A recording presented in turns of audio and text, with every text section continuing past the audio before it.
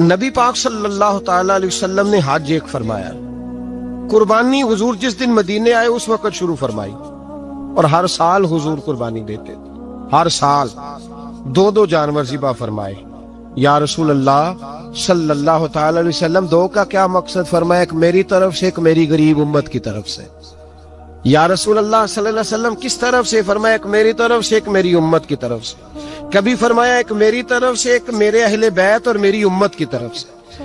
دو جانور حضور نے ذبح فرمائے، اور پھر میرے حبیب پاک صلی اللہ تعالی علیہ وسلم کے غلام مولا علی شیر خدا، ابن ماجہ کی روایت ہے، حضرت علی شیر خدا فرماتے ہیں کہ نبی پاک علیہ الصلوۃ والسلام دو جانور ذبح کرتے تھے۔ خود حضرت علی کی جب باری آئی تو انہوں نے بھی دو فرمائے۔ تو صحابہ نے پوچھا کہ علی دو کیوں؟ دو کس لیے؟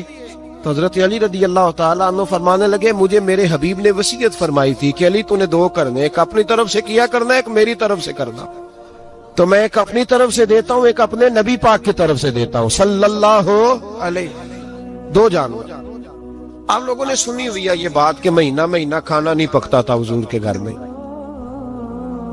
حضرت عائشہ فرماتی ہیں 3 چاند اور 3 سورج کٹھے کبھی نہیں دیکھے جب ساتھ روٹی بھی کھائی ہو، یعنی 3 دن مسلسل کبھی کھانا نہیں کھایا۔ قربانیاں کتنی دیں؟ بولیے۔ حضرت علی شیر خدا کا مکان کوئی نہیں اپنا، کوئی گھر نہیں بنایا۔ مولا کائنات شیر خدا، میں نے یہ بات پھر دوہرا رہا ہوں، پہلے بھی میں نے عرض کی تھی، پکا کرنے کے لیے دوہرا رہا ہوں۔ حضرت علی کا کوئی کاروبار نہیں بظاہر۔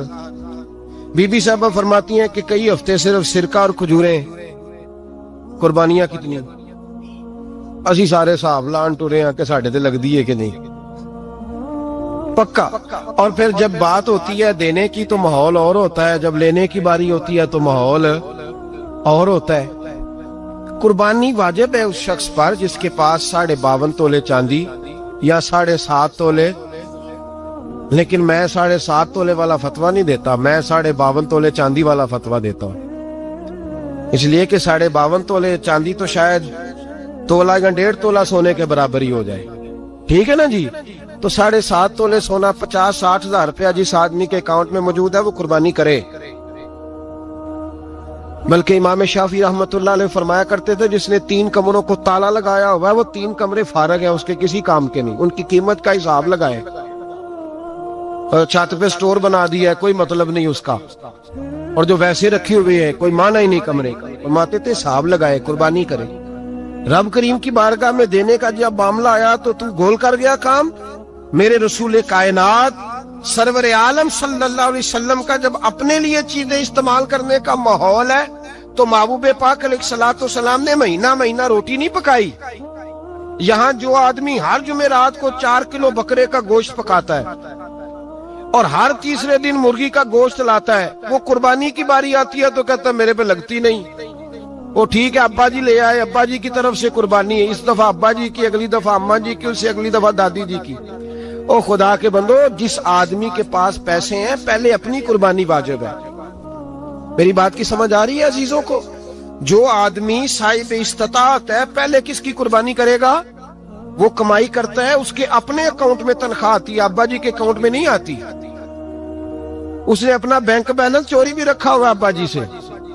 پہلے اپنی قربانی کرے، اگر اس کو شوق ہے، دل کرتا ہے تو ایک اور خریدے، پھر ابا جی کی طرف سے کرے۔ اگر اللہ نے توفیق دیا تو ایک اور خریدے، اماں جی کی طرف سے کرے۔ اور اگر اس کے دل کو اللہ ٹھنڈک عطا کرے، سکون کرے، تو پھر اپنے رسول کی طرف سے بھی قربانی دے، پھر اپنے محبوب کی جانب سے بھی قربانی کرے۔ نبی پاک صلی اللہ تعالی علیہ وسلم نے ہر سال 2 قربانیاں دی، 10 سال۔ کل کتنی ہوگی 10 سالوں میں؟ بولیے۔ اور جب حضور حج کرنے گئے نبی پاک نے 63 اونٹ ذبح فرمائے۔ ایک اونٹ میں کتنی قربانیاں ہوتی ہیں؟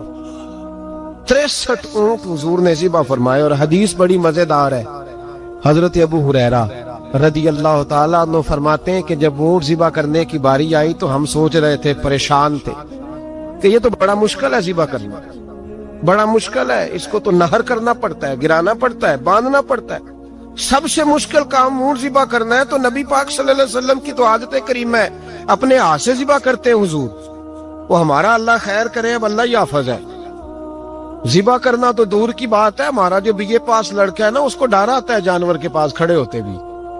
کہتے ہیں بچوں کو اندر لے جاؤ، 10 سال کا 12 سال کا اندر لے جاؤ، ذبح کرنا روئے گا. اور بس کرو یار، یہ کس قوم سے تمہارا تعلق پڑ گیا ہے؟ ہمارے تو 12 اور 14 سال کے معوذ اور معاذ ابو جہل کی گردن کاٹ کے رکھ دیا کرتے تھے، اور تو بچہ بکرا ذبح کرنے سے ڈرا رہا ہے. اس کو کھڑا کر لا کے. قربانی تو جہاد کی ٹریننگ ہے. وہ کھڑا کر، اس کو کہا بیٹا یہاں کھڑا ہو، اللہ کے رستے میں بکرے کی گردن کاٹنی ہے. اگر کوئی شخص خدا رسول کے دین کی مخالفت کرے، کفر کا جھنڈا اٹھائے، تو اس کی گردن بھی کاٹنی ہے. یہ ٹریننگ ہے بچوں کے لیے. یہاں عجیب ماحول ہے، ڈر لگ رہا ہے، پیچھے ہٹ جاؤ. اور جس صاحب کی قربانی ہے وہ بھی کوئی 1.5 کلومیٹر کے فاصلے پہ کھڑے ہیں، دور کھڑے ہو کے دیکھ رہے ہیں. نفیس ہی بڑے ہیں جناب، لطیف ہی بڑے ہیں. کپڑوں کو کوئی قطرہ خون کا لگ گیا تو بڑی مصیبت بن جائے گی. اور امیر آدمی اس کا تو گھر کسائی نے خود فون کیا ہے کہ صاحب سب سے پہلے میں آپ کے گھر آؤں گا. اس کو پتہ ہے کہ منہ مانگی قیمت ملے گی. مہربانی فرمائیں، قربانی میرے رسول پاک صلی اللہ علیہ وسلم سے زیادہ نفاست والی طبیعت کسی کی نہیں. صحابہ کہتے ہیں اتنا حسین محبوب کا انداز تھا کہ کبھی کپڑوں پہ مکھی بھی نہیں بیٹھی تھی. اور حضور سے ہم سلام لیتے تھے، دست مبارک چومتے تھے تو ہمارے ہاتھوں سے کستوری کی خوشبو آنے لگتی. اور فرماتے ہیں نبی پاک کا ہاتھ یوں ہوتا تھا کہ برف بھی اتنی ٹھنڈی نہیں جتنا پیارا حضور کا ہاتھ ٹھنڈا ہوتا تھا. پھر بھی حضور دست مبارک میں خنجر پکڑتے، جانور کو لٹاتے اور اپنی طامت کو سمیٹتے، اور اللہ کے حبیب گھٹنا رکھتے اس کی گردن پر، اور بسم اللہ اللہ اکبر کہہ کے ذبح فرماتے. حضور خود دست مبارک سے. تو اتنا زیادہ نازک مزاج ہو گیا ہے کہ اب یہ والی سنت ادا کرنا مشکل ہو گیا تیرے لیے. 63 اونٹ ہیں. اور صحابہ کرام علیہم رضوان فرماتے ہیں کہ حال یہ ہے، ہم سوچ رہے ہیں کیسے ذبح کریں گے، کیا کریں گے، کیسے گرائیں گے.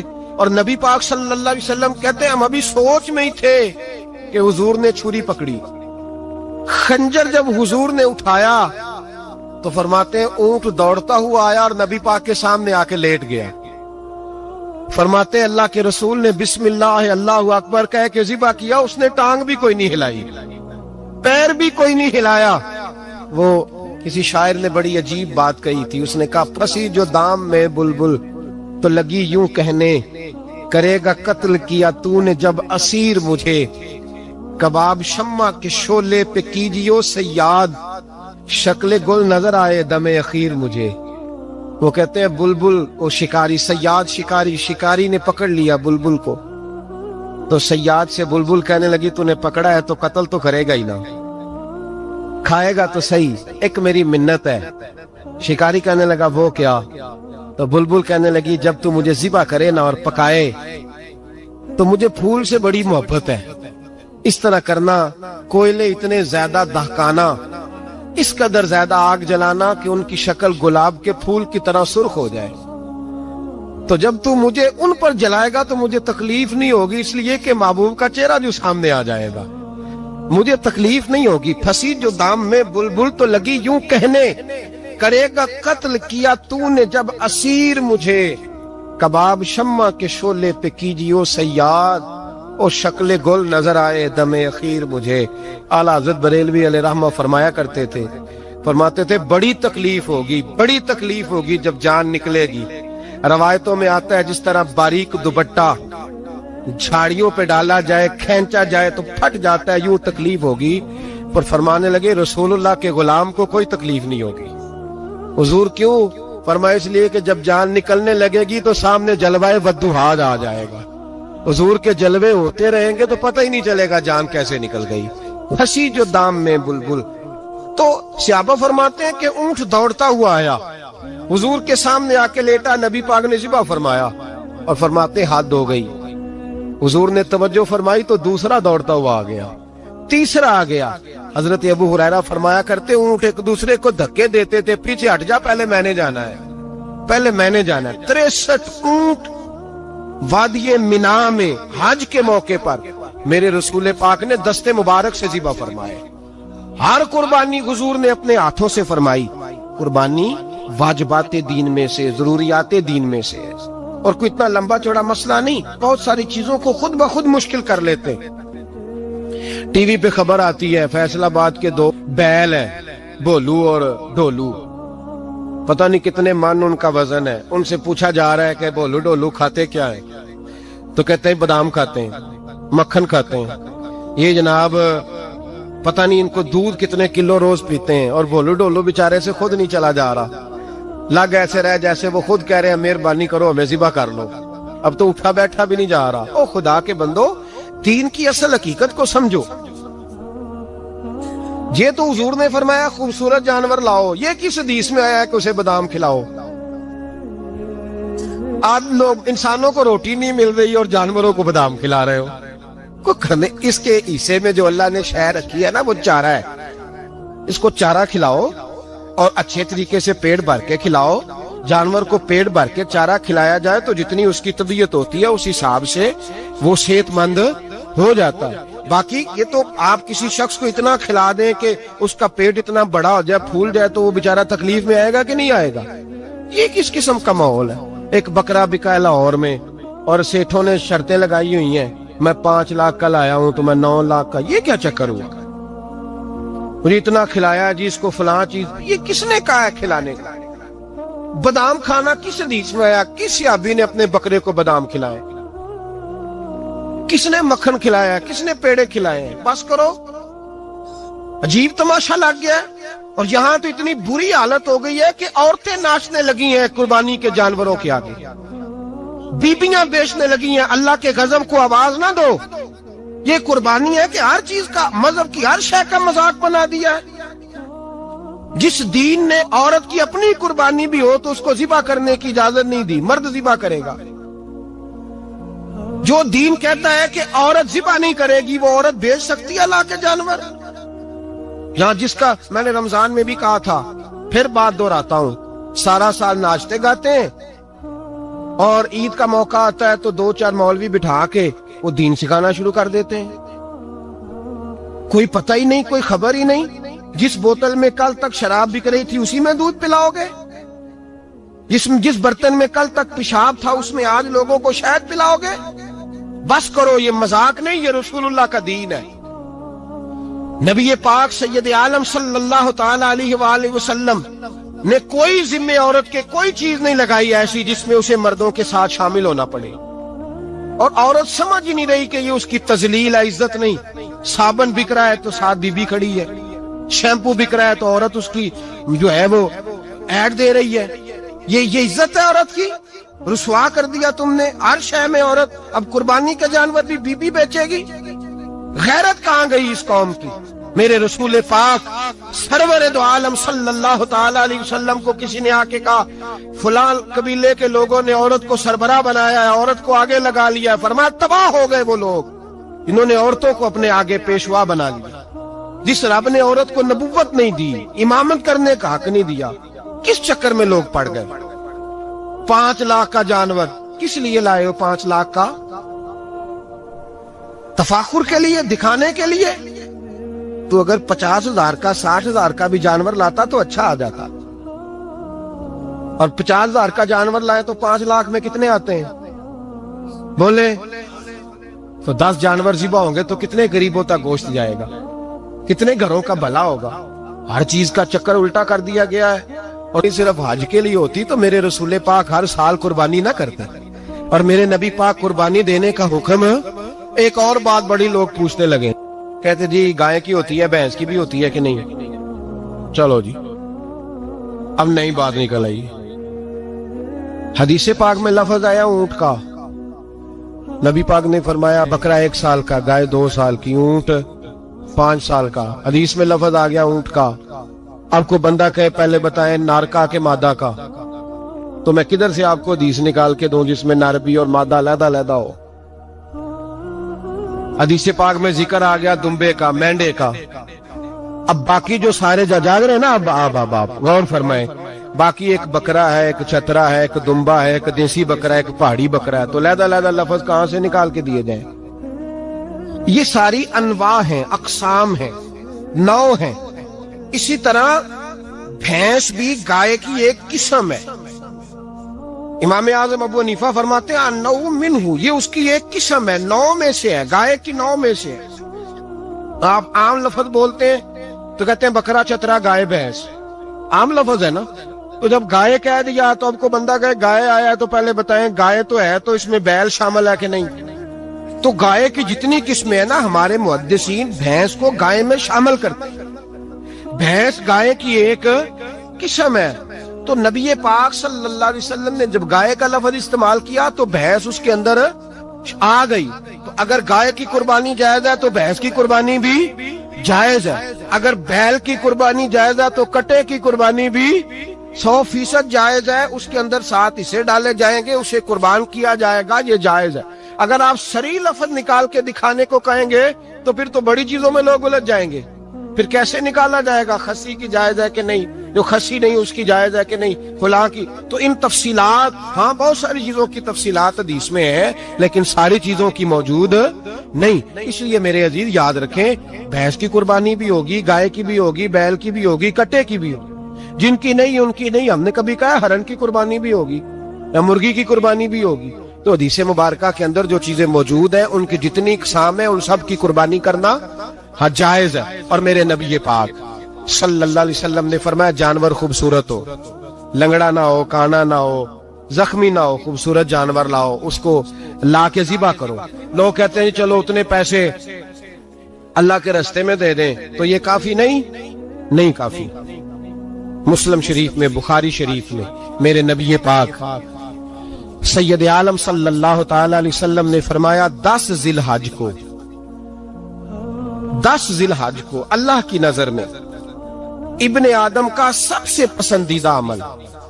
لیکن نا 10 ذی الحج کو، کل 10 ذی الحج ہے تو بڑے کام ہوں گے. فجر کی نماز بھی ہوگی، تکبیرات تشریق بھی پڑھی جائیں گی.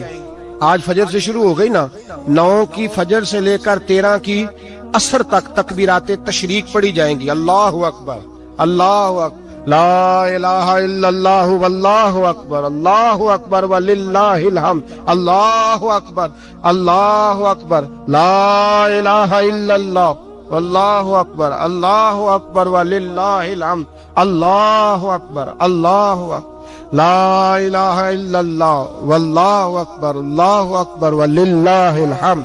کوشش کریں جب بھی پڑھیں 3 بار پڑھیں. تکبیرات تشریق بھی پڑھی جائیں گی، فجر کی نماز بھی کل ہوگی، عید کی نماز بھی ہوگی، لوگ اور بھی کوئی ذکر اذکار کریں گے. لیکن میرے نبی پاک صلی اللہ علیہ وسلم نے فرمایا 10 ذی الحج کو اللہ کو اپنے بندے کا جو کام سب سے زیادہ پسند ہے وہ یہ ہے کہ وہ اللہ کے راستے میں جانور کا خون بہائے. حالانکہ نمازیں بھی ہیں، اذکار بھی ہیں، تکبیرات بھی ہیں، سارا کچھ ہے، پر اللہ کو سب سے زیادہ کیا پسند ہے؟ جانور کو قربان کرنا. یہ اللہ کو بڑے خوبصورت لفظ نبی پاک علیہ السلام نے فرمایا قربانی کا جانور قیامت کے دن اپنے سینگوں اور کھروں سمیت آئے گا، اور جس نے قربانی کی ہوگی اس کی بخشش کروا کے اسے جنت میں لے کر جائے گا. تو فرمایا ابن آدم کا سب سے پسندیدہ عمل یہ، سب سے پسندیدہ، کہ وہ 10 ذی الحج کو قربانی کریں، کوشش کریں خود ذبح کریں اپنا جانور. یہ حضور کی سنت ہے. یہ نہ ہو سکے تو نبی پاک صلی اللہ علیہ وسلم نے اپنے ہاتھوں سے ذبح کرنے لگے حضرت فاطمہ کا جانور. تو فرمایا فاطمہ ادھر آ کے اس کے پاس کھڑی ہو جاؤ، میں تمہارا جانور ذبح کرنے لگا ہوں. اپنے جانور کے پاس کھڑے ہوں.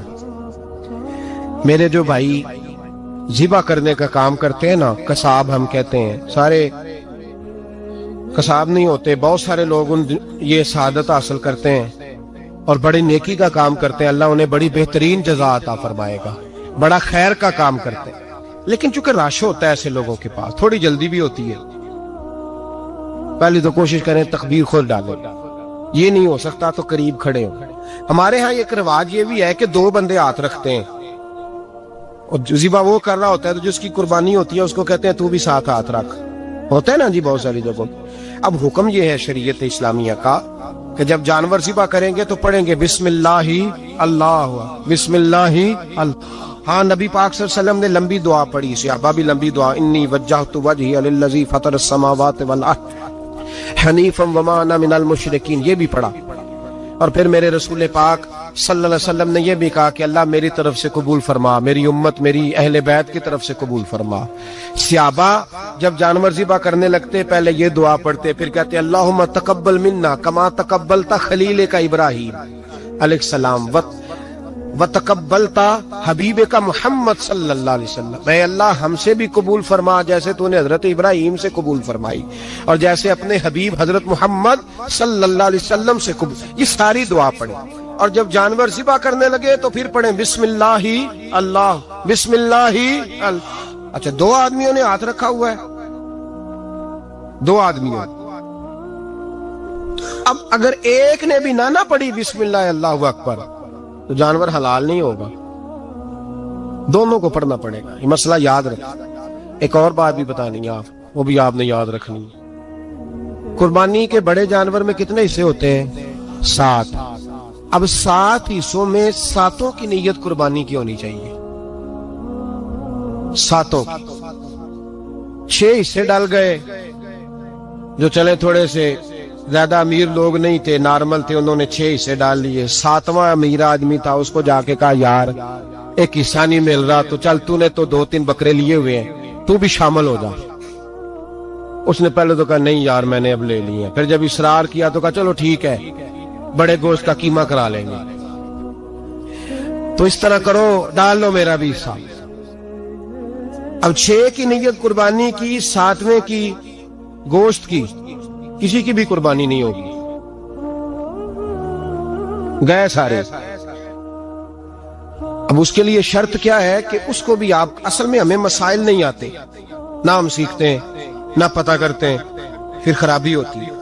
اب اس سے کہیں کہ یار قربانی سے پہلے اپنی نیت کا اعادہ کر، اپنی نیت کا اعادہ کر، بتا کہ تیری نیت کیا ہے، اور اگر غلط ہے تو صحیح کر لے، تاکہ سب کی قربانی تو بتا۔ یہ جو تو رکھ رہا ہے قربانی، تو کس کی قربانی کر رہا ہے؟ دادا جی کے نام کی، ابا جی کے نام کی، اپنے پیر کے نام کی، استاد کے نام کی، یا رسول پاک صلی اللہ علیہ وسلم کے نام کی، نبی پاک کے نام کی؟ اس سے پوچھیں، اور جو وہ نیت بتائے اس نیت کی دعا ہوگی، اس کی طرف سے کہا جائے گا اے اللہ اس کی طرف سے اسے قبول۔ میری بات کی سمجھ آ رہی ہے میرے عزیزوں کو؟ اور اس ارادے کے ساتھ قربانی، اگر ایک کی بھی نیت خراب ہو گئی تو مسئلہ بگڑ گیا۔ پوچھنا نہیں کسی بندے سے بھی کہ قربانی لی ہے کہ نہیں، کسی سے نہیں پوچھنا، کسی سے سوال نہیں کرنا کہ قربانی کا اس دفعہ کیا پروگرام، قطعاً نہیں۔ سفید پوش آدمی کے لیے مسئلہ بن جاتا ہے وضاحت دینا۔ جب اللہ تعالیٰ نے سب پر فرض نہیں کی تو ہم کیوں تفتیش کرتے پھرے؟ ایک تو سوال نہیں کرنا، دوسرا خود سے دیکھ لیں کس نے خرید لیا ہے کس نے نہیں خریدی۔ جنہوں نے نہیں خریدی ان کی لسٹیں بنائیں، لائنیں لگا کے گوشت نہیں بانٹنا، کوشش کرنی ہے دروازے تک دے کے آئے۔ کریم کا کرم ہم تک پہنچائے تو دروازے تک پہنچائے۔ اس نے ہمیں دیتے وقت معاذ اللہ کسی قسم کی رسوائی کسی آشکار نہیں ہونے دیا، تو ہم نے بھی بانٹتے وقت کسی کو رسوا نہیں کرنا، پریشان ہے، خوبصورتی سے بانٹنا ہے۔ ہر سال دنیا قربانی کرتی ہے، رسول پاک علیہ الصلوۃ والسلام نے حد بندی، یا رسول اللہ قربانی کیا ہے؟ فرمایا جناب ابراہیم کا طریقہ ہے۔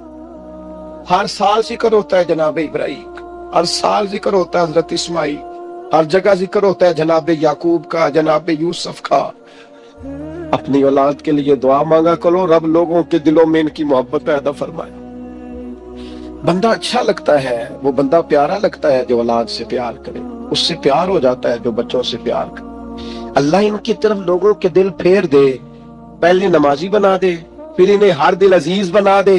اب حضرت ابراہیم کہتے ہیں وَارْزُقْهُم مِّنَ الثَّمَرَاتِ لَعَلَّهُمْ يَشْكُرُونَ، یا اللہ انہیں پھلوں میں سے رزق بھی دے تاکہ یہ تیرا شکر ادا کریں۔ اللہ انہیں رزق بھی عطا فرما، انہیں پھلوں میں سے رزق بھی دے۔ اولاد کے لیے دعا مانگا کرو، انہیں اللہ روزی دے وسیع، اولادیں کسی کی محتاج نہ ہو، بچے کسی کے دستے نقل نہ ہو، کسی کے ہاتھ نہ دیکھنے پڑے، کسی کی طرف بڑھنا نہ پڑے۔ آگے ارشاد فرماتے ربنا انک تعلم ما نخفی وما نعلن۔ حضرت ابراہیم نے بات ہی کھول دی، فرمایا اے رب تو جو ہم ظاہر کرتے ہیں وہ بھی جانتا ہے، اور جو ہم چھپاتے ہیں وہ بھی جانتا ہے۔ وما یخفی علی اللہ من شیء فی الارض ولا فی السماء، اللہ پر کوئی چیز چھپی ہوئی نہیں، نہ زمینوں میں نہ آسمانوں میں۔ پھر اولاد کے لیے دعا مانگی جا رہی، اس شہر کے لیے بھی دعا مانگی جہاں بچے رہتے، یہاں امن رہے، یہ بھی دعا مانگی کہ یہ نمازی ہو جائے، یہ بھی دعا مانگی حضرت ابراہیم علیہ السلام نے کہ اللہ انہیں رزق دے پھلوں میں سے، یہ بھی دعا مانگی لوگوں کے دل ان کی طرف کر دے۔ اور پھر کہا تو جانتا ہے ہمارے ظاہر اور باطن کو. پھر ارشاد فرمایا کہ میں اب بیچ میں شکر بھی ادا کرتے ہیں, کہتے ہیں الحمدللہ الذی وہب لی علی الکبر اسماعیل و اسحاق. کہتے ہیں تمام تعریفیں اس اللہ کے لیے جس نے بڑھاپے میں مجھے اسحاق اور اسماعیل عطا فرمائے. بڑھاپے میں اللہ نے اولاد دے دی, ساری تعریفیں اس کے لیے. پھر ارشاد فرماتے ہیں ان ربی لسمیع الدعاء, بے شک میرا رب دعاؤں کا سننے والا ہے.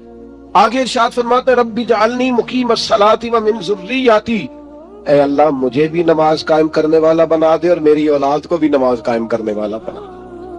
کیا ہی مزہ ہے اگر باپ بیٹا ایک صف میں کھڑے ہو کے نماز پڑھے. کیا ہی لطف آئے اگر باپ بیٹا کٹھے احرام باندھ کے طواف کریں. کیا مزہ یاد آئے اگر کبھی باپ بیٹا بیٹیاں اہل خانہ سارے کٹھے حضور کی بارگاہ میں حاضر ہوں. کیا نرالا انداز. مجھے بھی نمازی بنا دے اور میری ربنا وتقبل دعا, یا اللہ ہماری اس دعا کو قبول فرما لے, اس دعا کو قبول. ربنا اغفر لی ولی والدیّ, پچھلی ساری دعائیں اولاد کے لیے. اب کہا ربنا اغفر لی ولی والدیّ, اے اللہ مجھے بھی بخش دے اور میرے والدین کو بھی بخش دے, ان کی بخشش کر دے. وللمؤمنین یوم یقوم الحساب, اور جس دن تو حساب لے اس دن تمام مومنوں کی بخشش فرما دے. اللہ سب کو بخش دے حساب والے دن. سورۃ شعراء میں آتا ہوں اور یہاں سے 2-3 آیات عرض کر کے اپنی بات سمیٹتا ہوں. اللہ تعالیٰ نے اس صورت میں جناب ابراہیم کی اور دعاؤں کا ذکر فرمایا. فرمایا حضرت ابراہیم نے دعا مانگی ربی حب لی حکما والحقنی بالصالحین, اے اللہ مجھے علم و عمل عطا فرما اور مجھے نیک لوگوں سے ملاقات کرا. علم و عمل دے اور جو صالحین ہیں ان سے ملا. بڑا خوش نصیب ہوتا ہے وہ شخص جسے علم بھی ملے, عمل بھی ملے اور پھر صالحین کی صحبت بھی ملے. نیک لوگوں کی جسے سنگت نصیب ہو. اچھے لوگوں کے پاس, وہ گلی میں کچھ سنگترے بیچ رہا تھا نا, تو درویش اندر بیٹھے تھے تو آواز لگا رہا تھا اچھے سنگترے اچھے سنگترے اچھے سنگترے. تو بابا جی کو اندر ہی بجد ہو گیا.